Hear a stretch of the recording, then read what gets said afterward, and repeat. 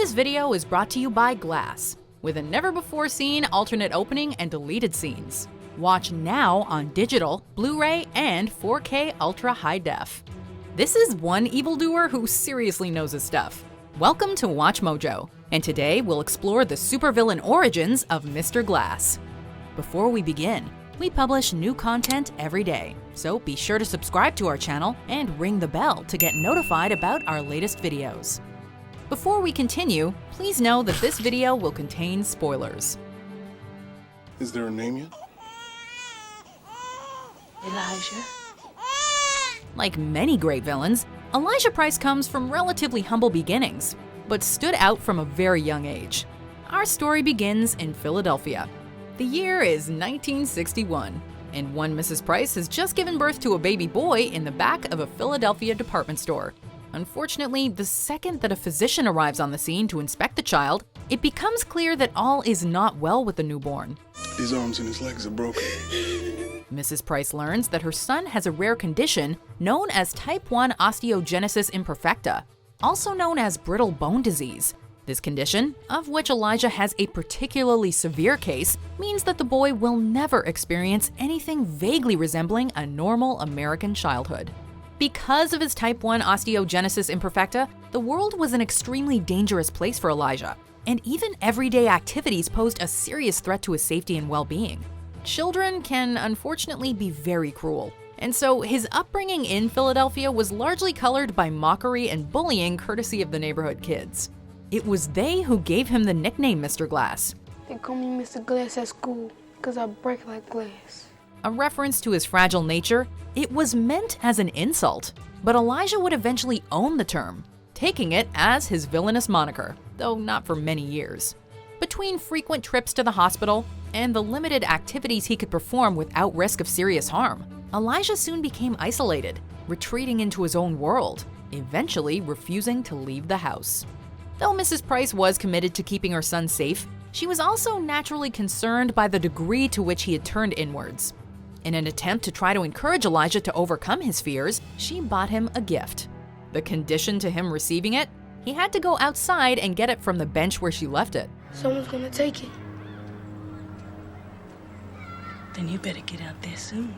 Inside this purple box, the color that would become the future villain's trademark, Elijah found a comic book, a medium he quickly became obsessed with. I spent a third of my life in a hospital bed with nothing else to do but read. I believe comics are our last link to an ancient way of passing on history. Though Mrs. Price likely intended for the heroes to serve as a source of inspiration for her son, it was ultimately the villains Elijah wound up relating to. Comic books gave Elijah something to live for, but rather than encouraging him to socialize as his mother might have hoped, they simply provided him an escape. As an adult, he turned that passion into living with Limited Edition, a museum dedicated to comic book art.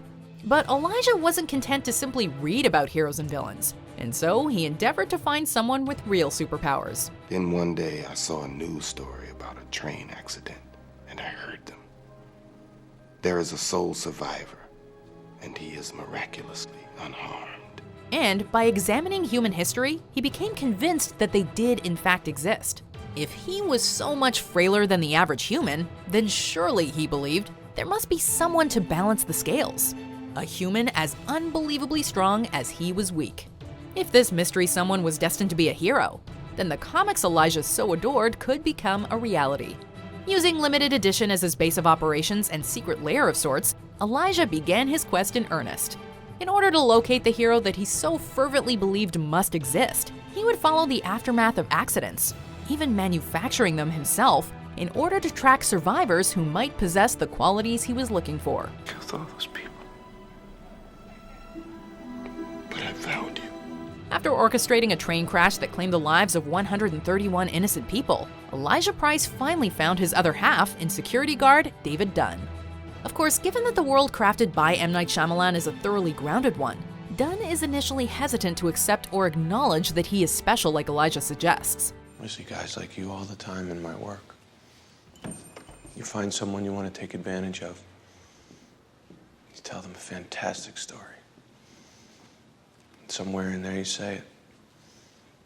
Just need your credit card number. Like any good villain, however, Mr. Glass refuses to give up. And so, by befriending and encouraging Dunn, while simultaneously continuing to pull strings behind closed doors, he gets Dunn to embrace not only his superhuman abilities, but also his responsibilities as a hero. His life's dream achieved, Elijah finally comes into his own as Mr. Glass, a supervillain with his very own hero and nemesis, just like in the comics. It all makes sense. In a comic, you know how you can tell who the arch villain's going to be? He's the exact opposite of the hero. And most times they're friends like you and me. Ultimately, Mr. Glass is not defeated in an epic showdown. They called me Mr. Glass. Instead, after learning the truth, David informs the authorities of Elijah's crimes, which gets him incarcerated in an institution for the criminally insane.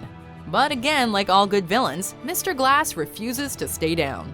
After many years of incarceration, upon learning of another individual with incredible abilities, the Beast, he sees an opportunity for not just a comeback, but also a plot so elaborate that only a villainous mastermind could pull it off. That sounds like the bad guys teaming up.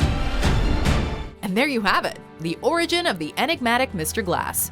A father to villains, a mentor to heroes, and a champion of the extraordinary. He's a villain who, even in defeat, usually gets his way and never fails to impress. Is this like that crazy guy in the wheelchair that they put away 15 years ago? And they gave him a funny name, too.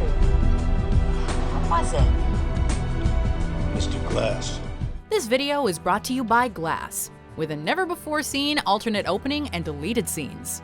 Watch now on digital, Blu-ray, and 4K Ultra High Def. Check out the Glass trailer, and be sure to subscribe and ring the bell to be notified about our latest videos.